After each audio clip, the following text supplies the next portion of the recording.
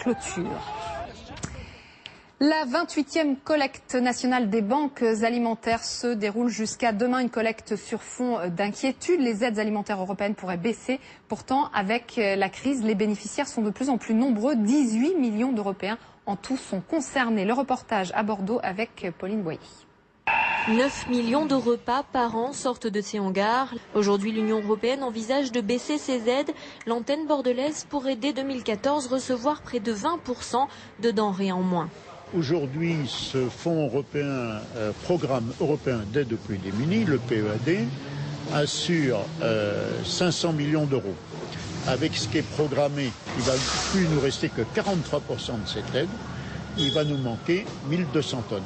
Jusqu'à présent, l'Union européenne versait en denrées l'équivalent de 3,5 milliards d'euros sur 7 ans pour 16 pays. Il pourrait être désormais 27 à se partager une enveloppe plus légère du montant de 2,5 milliards d'euros. Pourtant, les bénéficiaires sont toujours plus nombreux. On ne peut plus vivre sans l'aide européenne et je crois toutes les autres associations comme le Secours populaire, comme la Croix-Rouge et les Restaurants du Cœur, on a besoin d'eux. Et si la dotation n'existe plus, on ne pourra pas satisfaire la demande qui est derrière.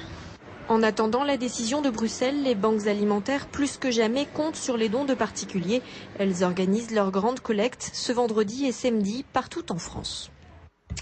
Direction Lille, le salon du mariage et du Pacs